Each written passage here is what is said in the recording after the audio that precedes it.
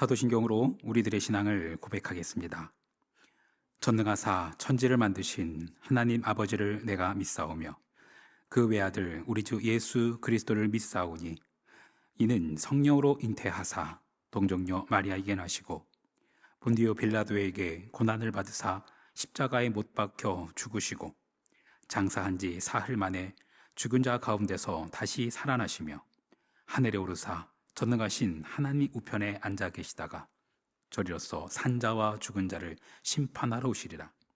성령을 믿사오며 거룩한 공회와 성도가 서로 교통하는 것과 죄를 사하여 주시는 것과 몸이 다시 사는 것과 영원히 사는 것을 믿사옵나이다.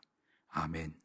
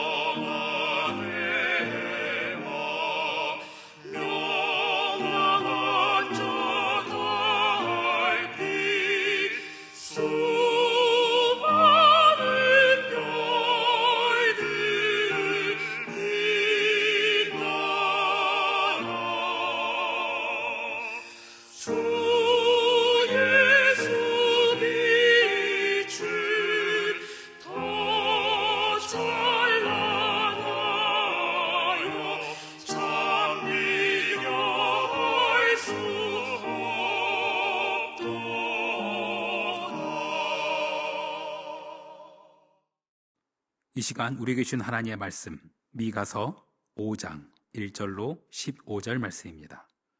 미가서 5장 1절로 15절 말씀. 딸 군대여 너는 때를 모을지어다.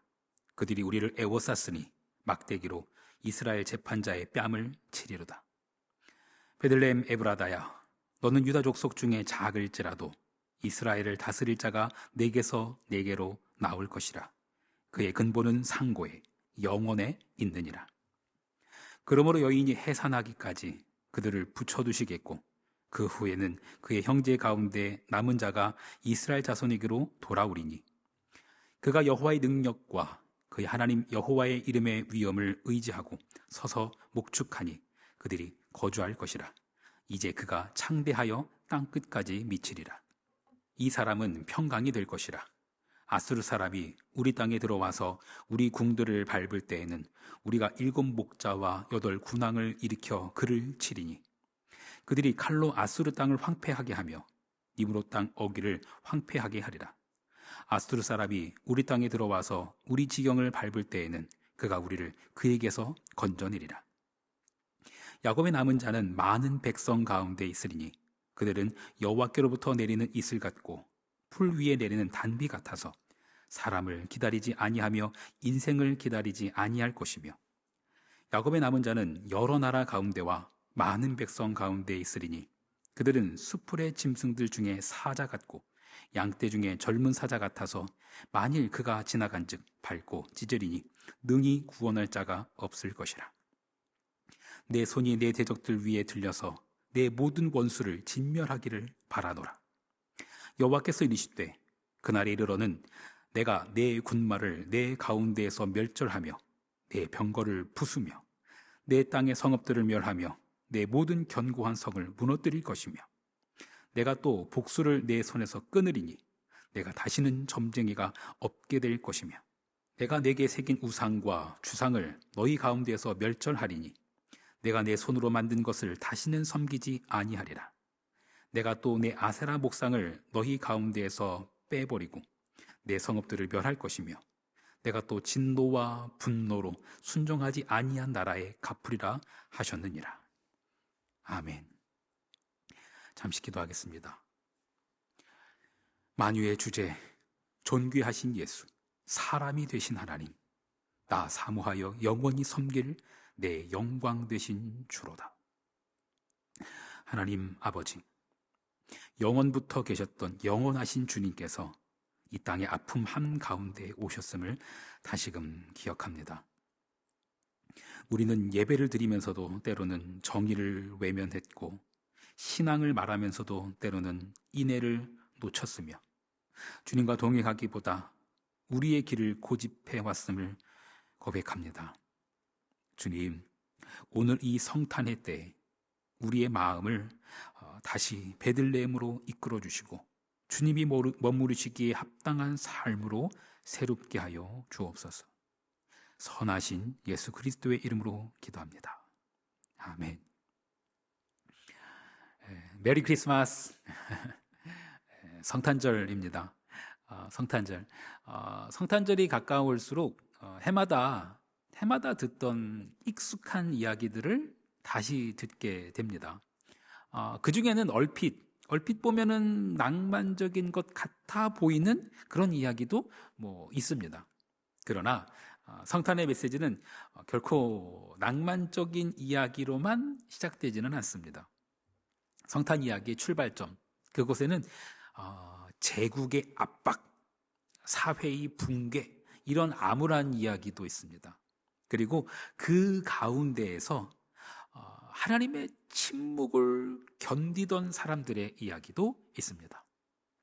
오늘 우리는 그런 현장에서 들려온 미가라는 선지자의 예언을 함께 묵상하려고 합니다. 우리가 성경을 읽을 때 그냥 오래된 이야기, 나랑은 관계없는 이야기, 이렇게 느낄 때도 종종 있습니다. 그러나 성경은 오늘날에도 여전히 살아 역사하는 진리이며 오늘날에도 가장 불안하고 또 암울한 현실, 그 한 복판에서 선포되고 있는 말씀입니다. 어떤가요? 우리가 살아가는 오늘날의 삶이 결코 그냥 안정적이라고만 할 수는 없잖아요. 앞날이 불확실하고 힘 있는 자와 그렇지 않은 자의 사이의 간극은 점점 더 벌어지고 있는 것 같은, 그게 우리의 현실 아닙니까? 그런 시대를 살던 한 선지자가 제국의 군사력 앞에서 떨고 있는 백성들에게 하나님의 말씀을 선포합니다. 그 선지자가 바로 미가입니다.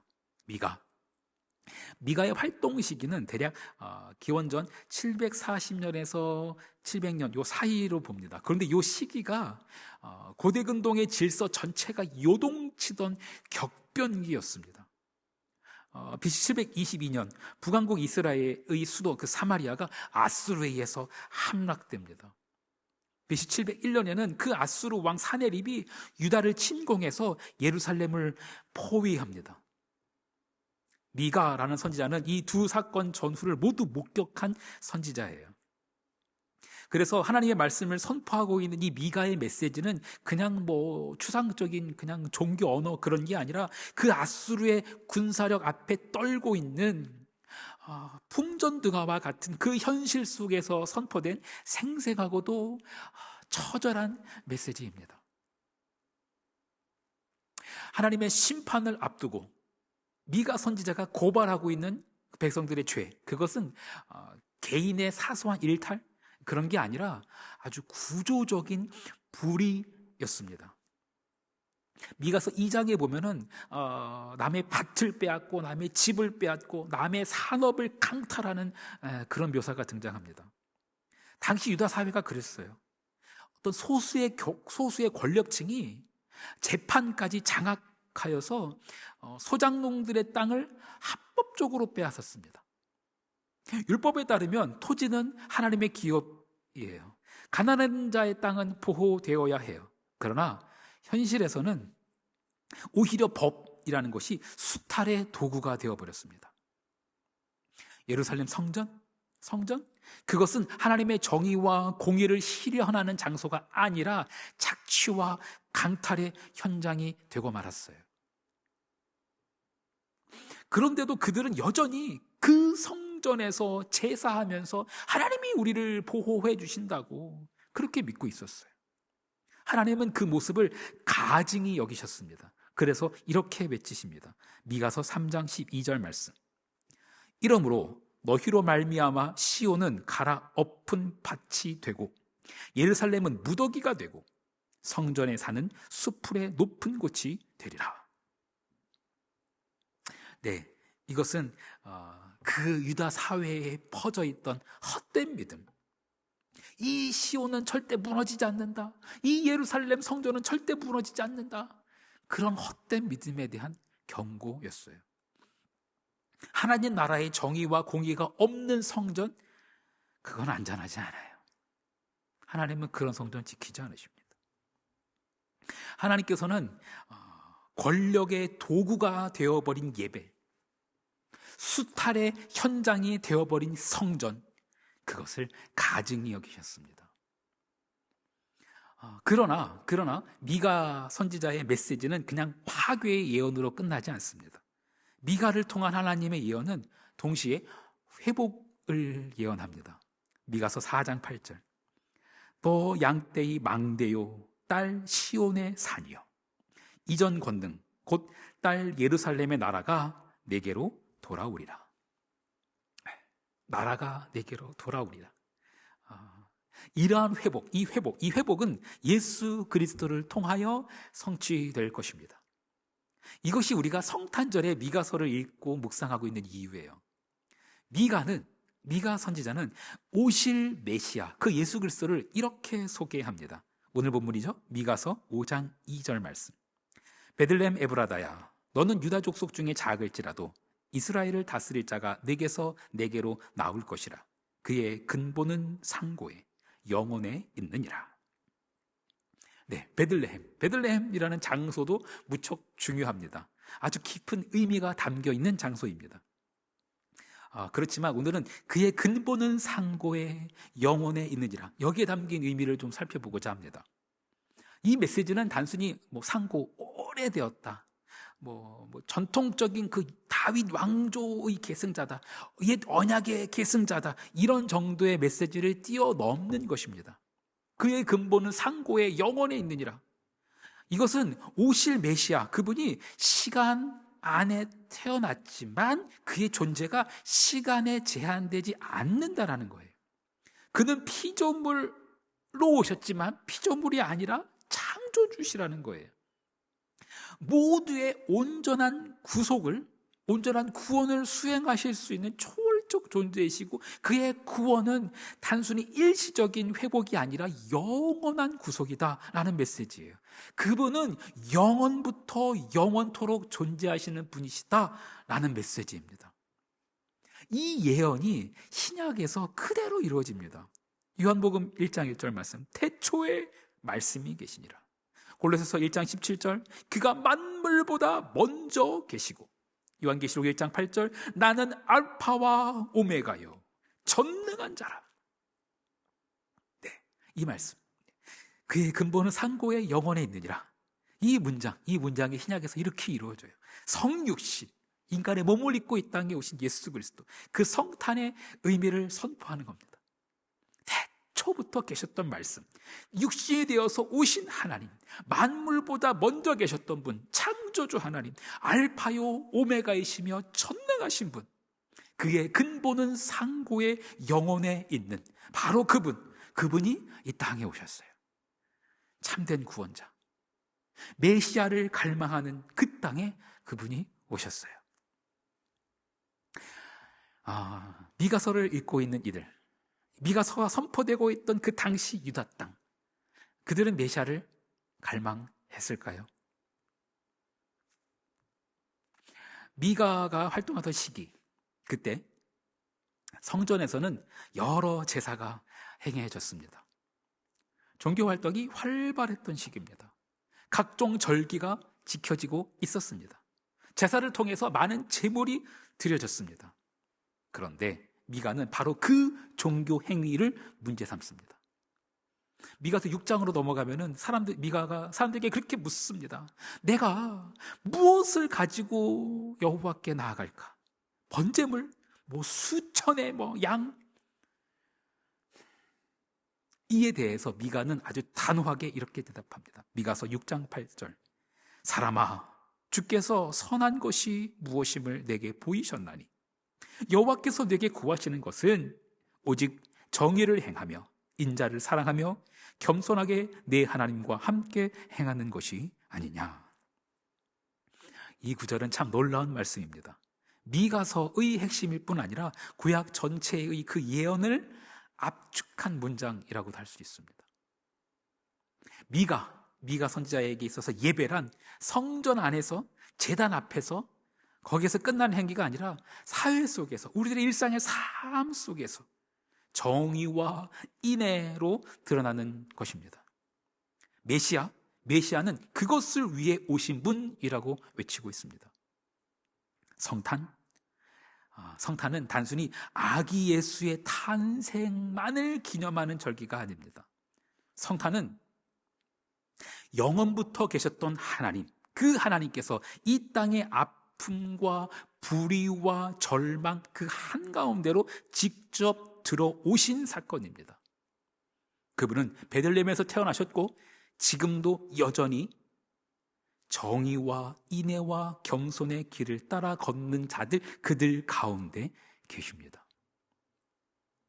사랑하는 성도 여러분, 미가서를 통해서 하나님께서 우리에게 묻습니다. 너는 무엇으로 하나님 앞에 나아가려 하느냐? 성탄을 맞이하는 오늘, 하나님께서 우리에게 요구하시는 것은 더 많은 제사, 더 많은 제물, 그것이 아니라 정의로운 선택, 그것입니다. 더 화려한 예배가 아니라 인애를 사랑하는 삶입니다. 하나님과 겸손히 동행하는 하루하루 그 일상 말입니다.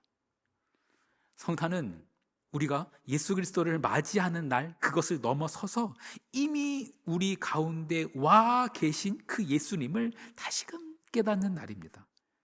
오늘 우리의 삶이, 우리의 가정이, 우리의 교회가 그 예수 그리스도께서 머무실 수 있는 그런 베들레헴이 되기를 간절히 소망합니다.